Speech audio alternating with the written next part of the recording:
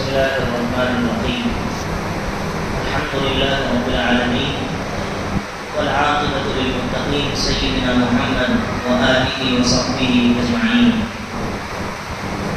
أما بعد، قال الله تبارك وتعالى في كتابه المجيد والقرآن الحميد: أعوذ بالله من الشيطان الرجيم، بسم الله الرحمن الرحيم.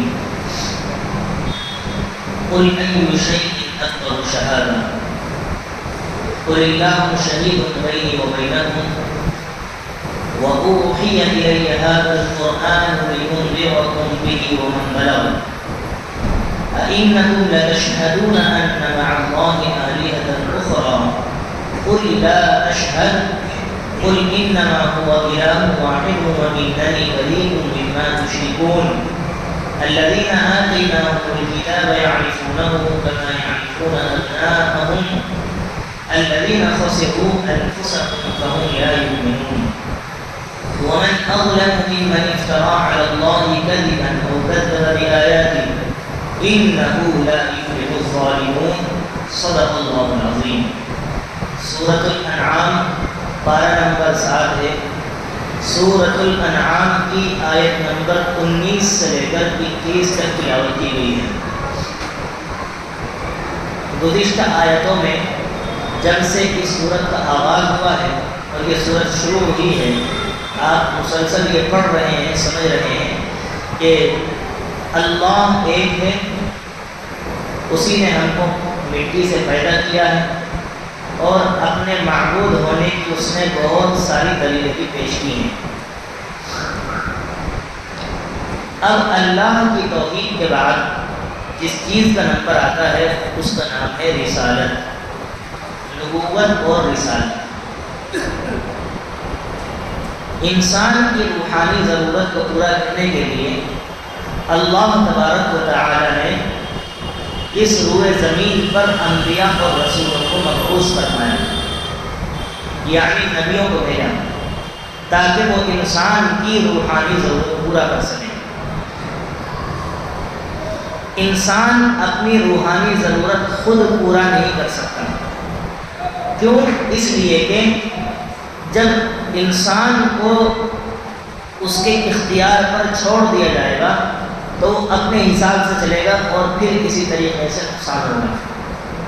دنیا کے اندر اختلاف مذاہب یعنی جو الگ الگ دھرم بٹ گئے ہیں، اس کی سب سے بڑی وجہ یہ ہے کہ انسان اپنی مرضی سے چلنا چاہتا ہے. اصل جو دین ہے، اللہ کی طرف سے جو عقیدہ ہے، وہ صرف ایک جو ہے ایک خدا کو ماننا، یہی اصل جو ہے عقیدہ ہے. جب سے دنیا آباد ہوئی، چاہے وہ پہلا انسان ہی پہلا نبی ہے، پہلا انسان ہی پہلا نبی. پہلے انسان کون ہے؟ حضرت آدم علیہ السلام، وہی پہلے نبی بھی ہیں. ہندوؤں کی کتاب ہو چاہے وہ اسلام کی کتاب ہو، ہر جگہ آپ پڑھیں گے تو یہی آپ کو معلوم ہوگا کہ ایک اللہ کی عبادت ہی کی جائے گی. غیر مسلموں کی کتابوں کے اکارڈنگ اور ان کی کتابوں کے مطابق سب سے پہلا اس دھرتی پر جو انسان آیا ہے اس کو وہ منو کہتے ہیں. اسی کی اولاد کو منوشیہ کہا جاتا ہے ہندی میں. ہم آدم کہتے ہیں اور آدم کی اولاد کو آدمی کہتے ہیں. تو منو کس کی عبادت کرتے تھے؟ اس وقت تو نہ رام تھے، نہ لکشمن تھے، نہ اور دیگر جو بت ہیں اور دیگر جو دیوی دیوتا ہیں، کوئی بھی نہیں تھا. تو اس وقت منو کس کی عبادت کا ایک سوال یہ پیدا ہوتا ہے. وہ بھی ایک اللہ کے اپاسک تھے، اسی کی اپاسنا کرتے تھے، اور ہم بھی اسی ایک اللہ کی عبادت کرتے ہیں. اس سوال کا جواب ہی نہیں دے سکتا کوئی کہ منو جو سب سے پہلے انسان ہے اس دھرتی پر، وہ کس کی عبادت کرتے تھے. معلوم ہوا کہ جب نہ کوئی رام تھے، نہ کرشن تھے، نہ لکشمن تھے، کچھ نہیں تھا، تو اس وقت صرف منو ایک اللہ کی عبادت کرتے تھے. یہی اس دنیا اور سب سے پہلا نبی اسی ہندوستان کی دھرتی پر اللہ نے نازل فرمایا ہے. جب اللہ کی توحید کے بعد نبوت کا نمبر، رسالت کا نمبر. کیوں؟ کیونکہ انسان اپنی روحانی ضرورت خود پوری نہیں کر سکتا. نبی آئیں گے اور بھٹکی ہوئی امت کو سیدھا راستہ دکھائیں گے، اور پھر اللہ تعالیٰ دلیل بھی پیش کرتے ہیں۔ اب جب یہاں رسالت کا بیان چالو ہو رہا ہے، اس کے بعد مزید اور کچھ باتیں جو ہیں اس علم میں کہیں ہیں۔ اللہ کے نبی صلی اللہ علیہ وسلم نے جب اپنی نبوت کا اعلان فرمایا تو عرب کے لوگوں نے اللہ کے نبی سے کہا تمہارے نبی ہونے کی دلیل کیا ہے؟ تمہارے نبی ہونے کی دلیل کیا ہے؟ اللہ تبارک و تعالی نبی سے کہہ رہے ہیں اے نبی آپ ان سے پوچھو کہ سب سے بڑی دلیل تمہاری نظر میں کیا ہو سکتی ہے؟ چھوٹی موٹی بات نہیں، اللہ کی بات بالکل اعلیٰ درجے کی ہوتی ہے، بالکل ہائی لیول ہائی کلاس کی بات۔ بتاؤ تمہاری نظر میں سب سے زیادہ امپورٹنٹ پرسن، سب سے زیادہ مہتوپورن انسان کون ہو سکتا ہے؟ سب سے بہترین شہادت، دلیل، ثبوت، ایویڈینس، پروف کیا ہو سکتی ہے آپ کے پاس؟ اللہ فرما رہے ہیں ان کو نہیں پتا، وہ نہیں جواب دے سکتے۔ اب آپ ان کو جواب دو اللہ سے زیادہ کسی کی بات مضبوط نہیں۔ بھائی اللہ کو تو یہود و نصارہ بھی مانتے تھے نا، ٹھیک ہے وہ شرک کرتے تھے، لیکن جو مشرک تھے عرب کے وہ بھی مانتے تھے کہ اللہ ہے، بس یہ کہتے تھے کہ جو دیوی دیوتا ہیں ان کے جو ہے شریک ہیں، ان کے ساتھی ہیں، ان کو بھی اللہ نے کچھ کام بانٹ رکھے ہیں، یہ اللہ کی ہیلپ کرتے ہیں۔ سب مشرکین کے عقیدے غلط تھے، سب ڈھکوسلے بازی تھی۔ تو اللہ تبارک و تعالی نبی کے ذریعے سے ان سے مخاطب ہیں جو کافر ہیں اور کہہ رہے ہیں بتاؤ سب سے زیادہ مضبوط دلیل تمہاری نظر میں کون سی ہو سکتی ہے؟ وہ نہیں جواب دیں گے۔ اب آپ ان کو جواب دو کہ اللہ سے زیادہ مضبوط دلیل کسی کی نہیں ہو سکتی، اور اللہ ہی گواہ ہے میری نبوت اور رسالت کا۔ اس کی دو دلیل دی اللہ نے۔ کیسے گواہ ہے؟ اللہ تو براء الورا ہے، وہ کسی کو نظر نہیں آتا، دکھتا نہیں ہے، تو وہ کیا گواہی دینے زمین پر آئے گا؟ اس کی گواہی کس معنی کر ہے؟ نمبر ایک، اللہ تبارک و تعالی اپنے نبیوں کے ذریعے سے جو معجزات لوگوں کو دکھاتے ہیں، نمبر ایک تو یہ دلیل ہے کہ وہ نبی ہیں، کیونکہ ایک عام انسان ایسے معجزات نہیں دکھا سکتا۔ کوئی عام انسان ایسے معجزات نہیں دکھا سکتا۔ نمبر دو، پھر جو سب سے بڑا معجزہ ہے قرآن حکیم، قرآن کریم، اللہ کا یہ خاص کلام جو اتارا گیا ہے نبی کی طرف، یہ سب سے بڑا معجزہ ہے نبی کی نبوت اور رسالت کا۔ اور یہ چیلنج ہے اہل عرب کو کہ تمہاری زبان عربی، تمہاری زبان عربی، تم اس کے ماہر ہو اور قرآن تمہاری زبان میں اتارا گیا ہے، تم اگر واقعتاً کچھ ہو تو تم ایک آیت بناؤ ایسی، لیکن نہیں بنا سکے۔ یہ دو سب سے بڑی جو ہے اللہ کی گواہی ہونے کی دلیل ہے۔ اسی کو فرما رہے ہیں قُلْ أَيُّ شَيْءٍ أَكْبَرُ شَهَادَةً، اے نبی آپ ان سے کہو سب سے بڑی گواہی کس کی گواہی ہے؟ یہ نہیں جواب دیں گے۔ قل آپ کہیے اللہ، اللہ ہی سب سے بڑے گواہ ہیں۔ شہید بینی و بینکم، میرے اور تمہارے درمیان وہی گواہ ہے، اور اس کی گواہی دو طرح سے ظاہر ہوگی اسباب کی دنیا میں۔ وَأُوحِيَ إِلَيَّ هَذَا الْقُرْآنُ لِأُنذِرَكُمْ، یہ قرآن جو میری طرف اتارا گیا ہے، میری طرف اس کو وحی کیا گیا ہے، یہ قرآن سب سے بڑی دلیل ہے۔ یوں تو اللہ کے نبی کے 400 معجزات تقریباً تھے۔ انگلی کے اشارے سے چاند کے 2 ٹکڑے کرانا، آگ میں انگلی ڈال دی تو اس کے ذریعے سے پانی کا جاری ہونا، تھوڑے سے کھانے میں اتنی برکت ہونا کہ سب چھک گئے، سب سیراب ہو گئے، شکم سیر ہو گئے۔ حلیمہ سعدیہ کی جو اونٹنی لاغر کمزور آئی تھی، اللہ کے نبی تشریف فرما ہوئے، ابھی تو نبوت بھی نہیں ملی ہے، بچپن میں ہی ہے، گود میں ہے، لیکن وہ اونٹنی تیز رفتار ہو گئی، وہ اونٹنی تیز رفتار ہو گئی۔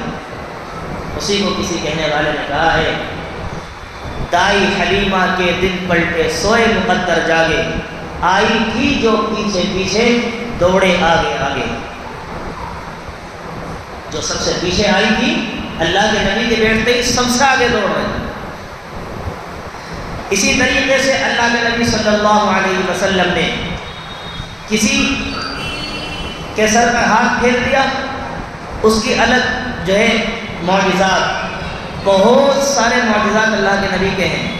آپ روزانہ سنتے ہیں عصر کی نماز میں جو کتاب ہے اس میں آتا ہے نبی صلی اللہ علیہ وسلم کا معجزہ، اس پر بھی ایمان لانا فرض ہے، اس پر بھی ایمان لانا فرض ہے۔ لیکن یہ سب معجزات نبی کے ساتھ خاص تھے، جب تک نبی دنیا میں حیات تھے تب تک یہ معجزات رہے، لیکن نبی کے بعد تو یہ معجزات نہیں سے مراد اب ان معجزات کو کر کے نہیں دکھایا جا سکتا، لیکن جو اللہ کا سب سے بڑا معجزہ ہے نبی کے اوپر وہ کیا ہے؟ ابھی بتایا نا میں نے، قرآن کریم یہ سب سے بڑا معجزہ ہے، یہ رہتی دنیا تک کے لیے ہے، یہ کبھی مٹ نہیں سکتا، کبھی ختم نہیں ہو سکتا۔ اور بخاری شریف میں جو حدیث ہے اس میں فرمایا وَلَا تَنْقَضِي عَجَائِبُهُ، اس کے جو عجائبات ہیں اور اس کے جو معجزات ہیں وہ بھی کبھی ختم نہیں ہو سکتے۔ چھوٹا یعنی کوئی اس کو حفظ کر رہا ہے 5 سال میں، کوئی 3 سال میں، کوئی 6 مہینے میں بھی کر دیتا ہے، کوئی 1 مہینے میں بھی کر دیتا ہے حفظ، اللہ کی مرضی ہے، جب جس کے دل میں چاہے اتار دے۔ لہذا اللہ تعالیٰ فرما رہے ہیں اے نبی ان سے کہو وَأُوحِيَ إِلَيَّ هَذَا الْقُرْآنُ لِأُنذِرَكُم بِهِ وَمَن بَلَغَ، اس قرآن کو میری طرف اتارا گیا ہے تاکہ میں اس کے ذریعے تمہیں ڈراؤں۔ سب سے پہلے قرآن کے مخاطب عرب لوگ تھے، کیونکہ وہی نبی کے سامنے موجود تھے، ہم موجود نہیں تھے، تو کیا ہوا؟ کیا صرف وہی آپ کی امت ہے، ہم نہیں ہیں؟ اس کا جواب اسی آیت میں دیا گیا ہے لِأُنذِرَكُم بِهِ، تاکہ میں اس کے ذریعے تمہیں ڈراؤں، وَمَن بَلَغَ، اور جس تک قرآن پہنچے اس کو بھی ڈراؤں۔ تو ہمارے پاس نبی تو نہیں آئے لیکن قرآن اللہ کا ضرور آیا، تو ہم جو ہے دوسری والی فہرست میں وَمَن بَلَغَ، جن تک قرآن پہنچے گا وہ بھی نبی کے بالواسطہ امتی ہیں، اور بلا واسطہ یعنی بالواسطہ اور بلا واسطہ کہتے ہیں، ڈائریکٹلی جو نبی کے امتی ہیں وہ عرب ہیں، ڈائریکٹلی جو نبی کے امتی ہیں وہ عرب ہیں، اور جو انڈائریکٹلی بالواسطہ، واسطے کے ذریعے سے، ہم نے نبی کو نہیں دیکھا، ہم تک قرآن کی آیتیں بھی اور حدیث بھی واسطہ در واسطہ پہنچی ہیں۔ سمجھ رہے ہیں میری بات؟ یعنی بھئی ڈائریکٹ تو نبی نے نہیں سنایا نا ہم کو قرآن، ہمارے پاس واسطہ در واسطہ یہ چیزیں پہنچی ہیں، تو اللہ کے نبی فرما رہے ہیں لِأُنذِرَكُم بِهِ، تاکہ اس قرآن کے ذریعے سے میں اس سے بھی معلوم ہوا کہ نبی صرف اسی کے لیے نبی نہیں تھے عرب کے لیے، بلکہ آپ کی نبوت، آپ کی رسالت عالمگیر تھی، ساری دنیا کے انسان اس وقت کے اور جو آئندہ قیامت تک آنے والے ہیں سب آپ کے جو ہے امتی کہلائیں گے۔ لِأُنذِرَكُم بِهِ وَمَن بَلَغَ، ہندو بھی نبی کے امتی ہیں، ہندو بھی نبی کے امتی ہیں، اسی لیے کہا جاتا ہے ایک ہے امت دعوت، ایک ہے امت اجابت۔ دعوت دو طرح کی، مسلمانوں میں دعوت دینے جائیں گے تو یہاں نماز روزے کی اور اعمال کی دعوت دی جائے گی، اور غیر مسلموں میں دعوت دی جائے گی تو ایمان کی دعوت دی جائے گی، وہاں نماز کی دعوت نہیں دے سکتے آپ، ان کو ایمان کی دعوت دی جائے گی۔ اسی لیے ساری دنیا میں جتنے بھی لوگ بستے ہیں چاہے کسی مذہب کے ہوں وہ سب نبی کے امتی ہیں۔ لِأُنذِرَكُم بِهِ وَمَن بَلَغَ، اور اس کا فرق میں نے سمجھا دیا کہ کس اعتبار سے امتی ہیں، جس طریقے سے سارے آدم کی اولاد ہیں، اب اس میں تو غیر مسلم بھی آ گئے، کرسچن بھی آ گئے، یہودی بھی آ گئے، سب آدم کے اولاد۔ اب اللہ تعالیٰ جو ہے نہلے پہ دہلا، یہ اصطلاح ہے، ٹرم ہے، محاورہ ہے، اس کو سمجھنے کے لیے پہلے سمجھیے بہت سارے محاورے ایسے ہیں جن کو ہم بولتے تو ہیں لیکن اس کا مطلب نہیں جانتے پیچھے تک کیا مطلب ہے۔ یہ لوگ اکثر استعمال کرتے ہیں کہ نہلے پہ دہلا، یہ تاش جو کھیلتے ہیں لوگ اس کے اندر یہ چیزیں ہوتی ہیں، نہلا کہتے ہیں جس کے اندر 9 نشان ہوتے ہیں، اور دہلا کہتے ہیں جس کے اندر 10 نشان ہوتے ہیں۔ اسی طریقے سے راجا رانی اکا وغیرہ یہ سب اس کی اصطلاحات ہیں۔ تو نہلے پہ دہلے کا مطلب ہے کہ اس کو نہلے پہ دہلا، یعنی تہلا نہلے کو کاٹ رہا ہے، الٹا حساب چلتا ہے اس میں، کاٹتے کاٹتے کاٹتے کاٹتے پھر وہ آخر میں ایک کا بچتا ہے، یہ سسٹم ہے اس کا۔ تو اس کا مطلب یہ ہے کہ تم جو بات پیش کر رہے ہو، تاش میں ایسا ہوتا ہے ایک پتا ادھر سے رکھا جاتا ہے تو دوسرا پتا سامنے والا بندہ رکھتا ہے، اور اس نے اس سے مضبوط رکھ دیا تو اس کی چال ختم ہو جائے گی۔ یہی یہاں طرز اسلوب اختیار کیا گیا۔ وہ پوچھ رہے تھے نا نبی سے کہ تمہارے نبوت ہونے کی اور تمہارے نبی ہونے کی دلیل کیا ہے۔ اب اللہ نے انہی سے سوال کر لیا کہ یہ بتاؤ میرے نبی کے نبی ہونے کی دلیل تو چھوڑو، پہلے اپنی خبر دو۔ تم جن مورتیوں کو پوج رہے ہو اور بتوں کے سامنے اپنا ماتھا رگڑ رہے ہو، تم بتاؤ تمہارے پاس ان کے خدا ہونے کی کیا دلیل ہے؟ ہی نہیں دلیل۔ اب اللہ ان سے فرماتے ہیں قل اے نبی ان سے پوچھو اَإِنَّكُمْ لَتَشْهَدُونَ أَنَّ مَعَ اللَّهِ آلِهَةً أُخْرَىٰ، کیا تم گواہی دیتے ہو اس بات کی کہ اللہ کے علاوہ بھی دوسرے معبود ہیں؟ تم کہو کہ ضرور ہیں اور اس کی جھوٹی موٹی دلیل بھی پیش کرو گے، لیکن یہ سب دلیل بکواس ہیں۔ آپ کہیے لا اشہد، آپ کہہ دیجئے میں نہیں گواہی دیتا کہ یہ سب جو معبود ہیں یہ اللہ کے علاوہ بھی ان کی عبادت کی جا سکتی ہے، یہ سب معبود نہیں، انما هو الہ واحد، وہی صرف ایک معبود ہے، واننی بریء مما تشرکون، اور جن کو تم شریک ٹھہراتے ہو اللہ کے ساتھ میں ان سب سے اپنی برات کا اظہار کرتا ہوں کہ میں ان سب سے بری ہوں، الگ ہوں، میں ان کی پوجا نہیں کرتا۔ یہ ہر مومن کو اعلان کرنا چاہیے۔ الذین آتیناہم الکتاب، پھر ایک بات اور کہی تھی عرب کے لوگوں نے کہ ہم نے تو تمہارے بارے میں یہودیوں سے پوچھا کہ کیا تمہاری کتاب میں کوئی تذکرہ ہے نبی کے بارے میں، انہوں نے تو منع کر دیا، انہوں نے تو منع کر دیا۔ اللہ کہہ رہے ہیں جھوٹ بول رہے ہیں یہودی، یہ تو نبی کو ایسے پہچانتے ہیں جیسے لوگ اپنے بیٹے کو پہچانتے ہیں۔ کسی کا بیٹا کھو جائے اور 5 سال کے بعد یا 2 سال کے بعد ملے، فوراً پہچان لے گا آدمی یہ میرا بیٹا ہے۔ یہ تو اب نبی کو اپنے بیٹوں سے ہی زیادہ پہچانتے ہیں، لیکن یہ ایمان نہ لانے کی وجہ سے یہ اس طریقے کا تجاہل عارفانہ اختیار کر رہے ہیں، یعنی جان بوجھ کر اندھے بن رہے ہیں، اور یہ تمہیں بھی گمراہ کرنے کے لیے کہہ رہے ہیں کہ ہماری کتاب میں نبی کے بارے میں کوئی تذکرہ نہیں ہے۔ ان سے اب یہ اللہ بتا رہے ہیں جن کو ہم نے کتاب دی ہے یعرفونہ، وہ نبی کو ایسے پہچانتے ہیں یعرفو کما یعرفون ابناءہم، جیسے لوگ اپنے بیٹوں کو پہچانتے ہیں۔ الذین خسروا انفسہم، جن لوگوں نے اپنی ذات کو نقصان میں رکھا ایسے لوگ ایمان نہیں لائیں گے۔ آخری بات ومن اظلم ممن افترى على الله كذبا او كذب بآياته، اس سے زیادہ ناانصاف کون ہوگا جو اللہ پر جھوٹ باندھے اور اللہ کی آیتوں کو بھی جھٹلائے، اللہ کی طرف بھی جھوٹی نسبت اور اللہ کی آیتوں کو بھی جھٹلا رہا ہے۔ انہ لا یفلح الظالمون، بے شک ایسے ناانصاف کبھی کامیاب نہیں ہو سکتے۔ ان کو پتہ ہے، ان کی کتاب میں لکھا ہے کہ یہ سب چیز ایسے ہی، یہودی عیسائیوں کو چھوڑ دو، ان ہندوؤں کی کتابوں میں بھی کتابوں میں صاف جو ہے نبی کی نشانیاں بتائی گئی ہیں، انتم سندیشتا کا بالکل صاف طور پر ذکر مانتے نہیں ہیں۔